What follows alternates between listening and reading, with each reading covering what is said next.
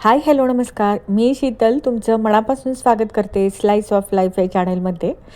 तर आज मी माझं सकाळचं हेल्दी रुटीन जे आहे ते तुमच्यासोबत शेअर करणार आहे. सकाळी लवकर उठल्यानंतर मी गॅलरीमध्ये 10 ते 15 मिनटं उभं राहत असते आणि त्यानंतर इथंच मी बसून योगा, प्राणायाम, कपालभाती हे 15 ते 20 मिनटं करते. त्यानंतर रात्रीच हे चिया सीड्स पाण्यामध्ये भिजू घातलेले होते, ते मी ना माझा हे योगा प्राणायाम झाल्यानंतर मी घेत असते. गुड मॉर्निंग सगळ्यांना. तर आज सकाळी सकाळी आता इथे नाश्त्याला ना मी केळ घालून शिरा बनवलेला आहे. रेसिपी शूट केलेली नाही आहे, सकाळची धावपळ. तर आता नाश्त्याला सगळ्यांना शिरा केलेला आहे. माझा नाश्ता हा नाही आहे, माझा नाश्ता वेगळा आहे. आता काय आहे ते तुम्हाला मी सांगेल.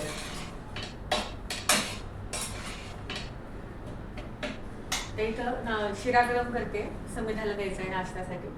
आणि माझा नाश्ता वेगळा आहे, तुम्हाला रेसिपी मी शेअर करते. किचनच्या खिडकीमधून ना एवढी छान गार हवा येते. आता चैत्राची पालवी फुटलेली आहे, त्यामुळे बघा झाडांना सुद्धा खूप छान असे ना हिरवळ झालेली आहेत, हिरवी झालेली आहे. आणि या खिडकीतून ना खूप छान गार हवा येते, त्यामुळे ना गरम अजिबात होत नाही. आणि स्वयंपाक करायला पण मग मला ना एकदम छान वाटतं, मोकळी हवा येते. त्यामुळे तुम्हाला थोडंसं क्लोजमधून दाखवते. चला. किचनच्या खिडकीमधून बघा, इथं झाडांना ना आता खूप छान पालवी फुटलेले, त्यामुळे एवढी सुंदर हवा येते ना दिवसभर. त्यामुळे स्वयंपाक करायला ना अजिबात कंटाळा येत नाही आणि गरम देखील होत नाही. तुम्ही बघू शकता, झाडं हल्ली की खूप छान हवा येते, शुद्ध हवा मिळली जाते. आता इथं मी माझा ब्रेकफास्ट काय करते हे तुम्हाला मी सांगते. इथं मिक्सरच्या भांड्यामध्ये ना मी ताजा पालक घेतलेला आहे, एक मूठभर असेल. आणि इथं मिडियम साईजचा जो बनाना आहे तो कट करून मी याच्यामध्ये घालणार आहे. आज बनवणार आहे मी इथं स्मूदी. तर पालक, बनाना घालून आणि मिक्सरलाही बारीक करून घ्यायचं आहे. कधीतरी म्हणजेच 8 दिवसातून एकदा मी ही स्मूदी पेतेच. आता तुम्हाला खरंच सांगते, 30-35 नंतर आपलं शरीर हे वीक व्हायला लागतं. विटॅमिनची कमतरता असते, थोडीशी एनर्जी यावी यासाठी हे ब्रेकफास्टला मधून आपण घेतलं पाहिजे. सगळ्या लेडीजने घेतलं पाहिजे. आपण कंटाळा येतो, छान छान मुलांना खाऊ घालतो, मिस्टरांना खाऊ घालतो, सगळ्यांसाठी आपण टाईम देतो, पण आपल्यासाठी म्हटलं की कंटाळा करतो. पण ते न करताना मी हे 8 दिवसातून एकदा ही स्मूदी मी घेत असते. तरी छान आता याची पेस्ट मी करून घेतलेली आहे, पालक आणि बनानाची. तर हे आता एका जारमध्ये काढून घेते आणि याच्यामध्ये आपल्याला अजून एक इन्ग्रेडियंट्स ॲड करायचं आहे. तर बघा, अशा पद्धतीने मी स्मूदी तयार करून घेतलेली आहे. तर याच्यामध्ये आता मी ना 1 चमचा, छोटा चमचा असेल तर 1 चमचा घालायचा, मोठा असेल तर अर्धा चमचा चिया सीड्स घालायचा आहे. याचे सुद्धा ना भरपूर फायदे आहेत. याने ना आपल्या शरीरातील हाडं मजबूत होण्यात मदत होते. आता 30-35 नंतर बघा, आपली हाडं हे कमकुवत व्हायला लागतात. त्यामुळं ना रोजची रोज चिया सीड्ससुद्धा घेतलं पाहिजे. तर याच्यातच मी ना चिया सीड्स टाकलं आणि थोडंसं सोक होऊन देते. नंतर हे आता मी पिते. आता रोजचा ब्रेकफास्ट मी 9:30-10 वाजताच करत असते. सगळ्यांचा अगोदर करून देते बरं का, आणि नंतर मी माझं बघत असते. मग आता हे बघा, कमीत कमी 1 छोटा ग्लास तरी ना आपली झाली पाहिजे स्मूदी. तर इथं मी बसून शांतपणे पित असते, कारण की सगळे जिथल्या तिथे सगळ्यांना दिल्यानंतर नाश्ता मीही माझा निवांत असा टाईम मी माझा घेत असते आणि हे पित असते. तर आता चिया सीड्सचे फायदे तुम्हाला आणखीन जर जाणून घ्यायचे असेल तर तुम्ही गुगलवर रिसर्च करू शकता. भरपूर सारे फायदे आहेत त्याचे. तर रोज पाण्यामध्ये सुद्धा टाकून ना तुम्ही चिया सीड्स घेतलं पाहिजे. तर सकाळचाही हलका फुलका असा व्यायामही आपण केला पाहिजे. त्यामुळं आपलं मेटाबॉलिझम हे थोडंसं स्ट्रॉंग होतं.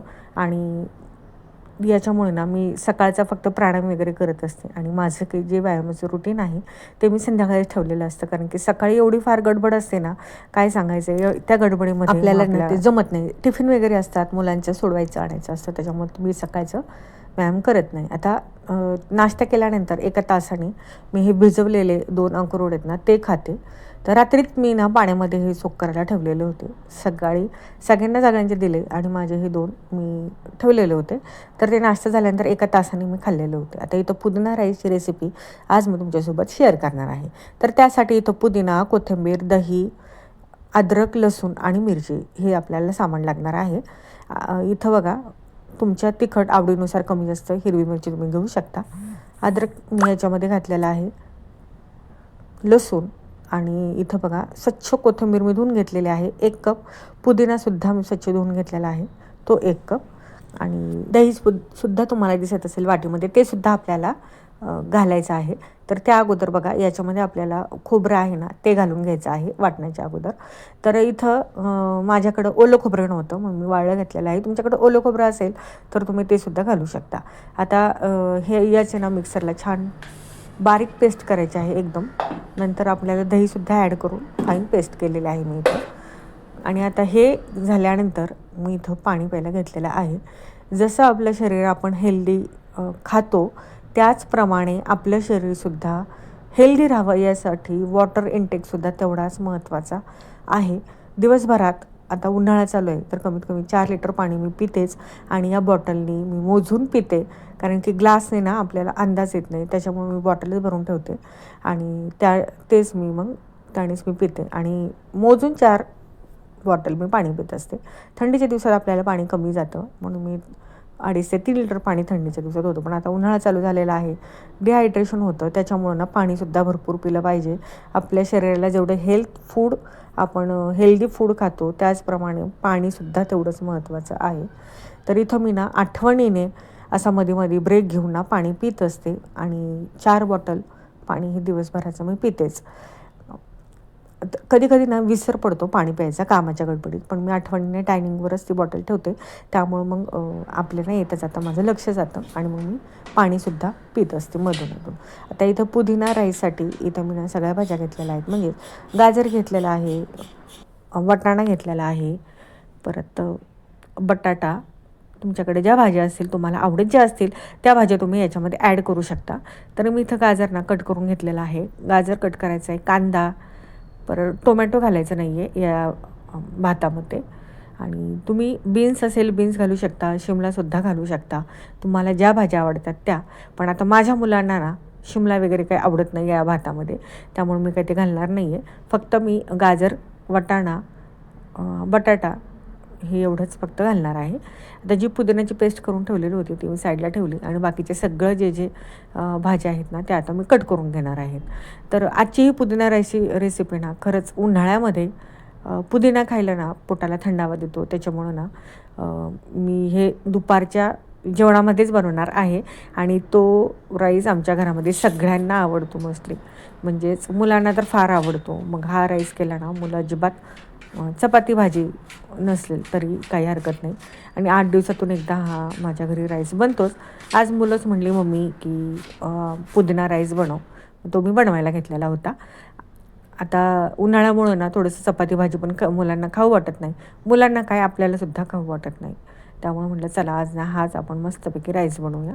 इथं कांदा कट करून घेतला, बटाटा कट केला आणि गाजरसुद्धा भरपूर साऱ्या प्रमाणात कट करून घेतलं, कारण की असं मुलं गाजर जास्त खात नाहीत. मग म्हटलं चला असं काही ना काही भातामध्ये वगैरे मी ॲड करत असते. भातामध्ये ॲड केलं ना तर मुलं खातात. तर इथं वाटाणासुद्धा मी सोलून घेतलेला आहे.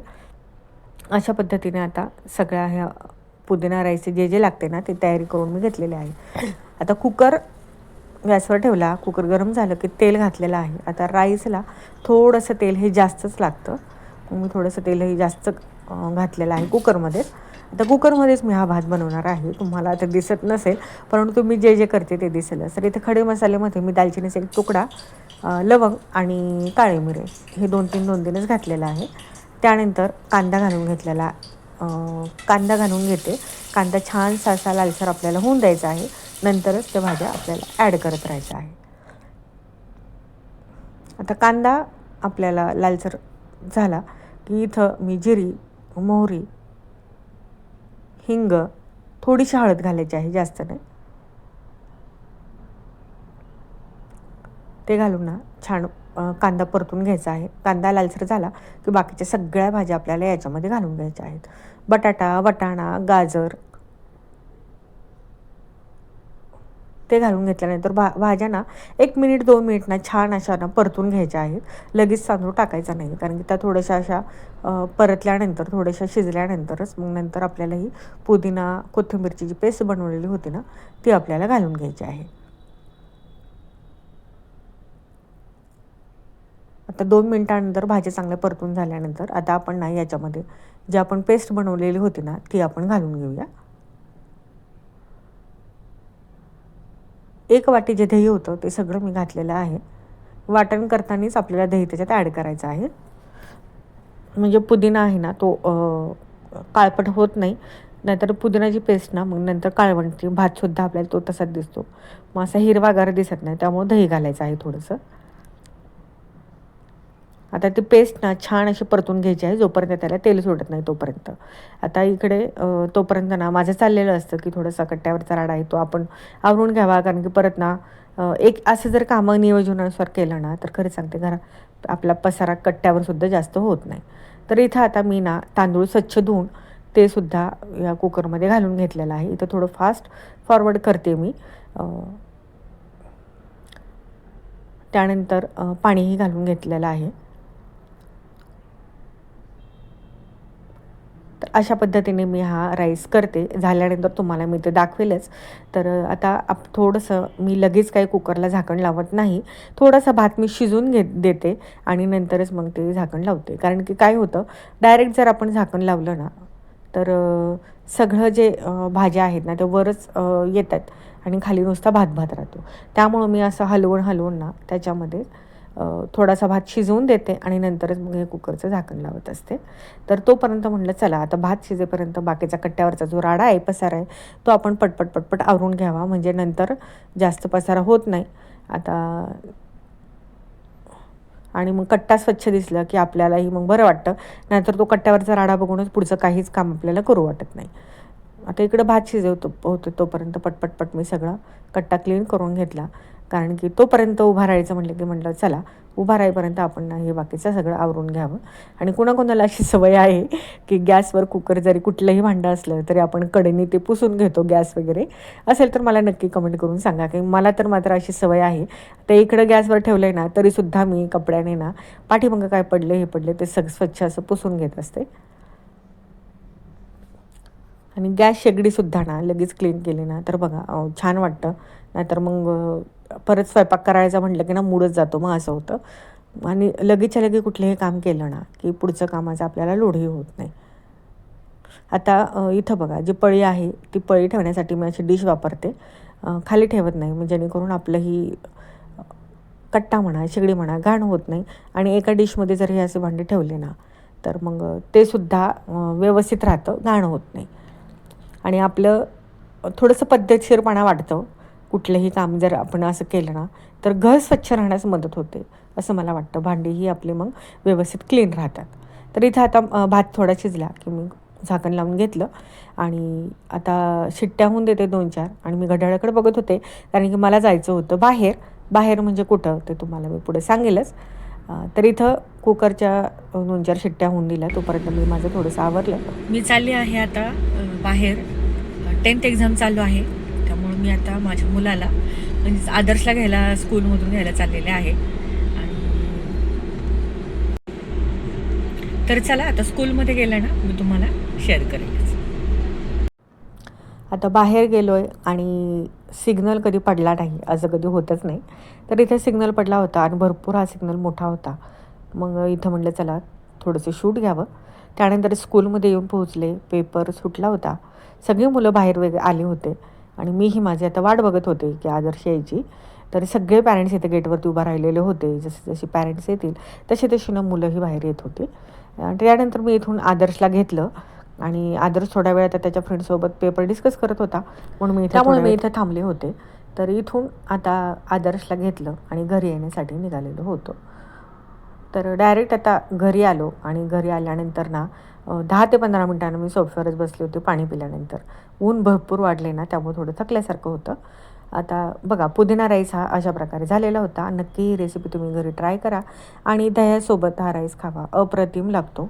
आजचा ब्लॉग आवडला असेल तर एक लाईक मात्र जरूर करा, शेअर करा आणि हो पुदिना राईस आणि पालक स्मूथीची रेसिपी कशी वाटली ते कमेंट करायला विसरू नका. बाय.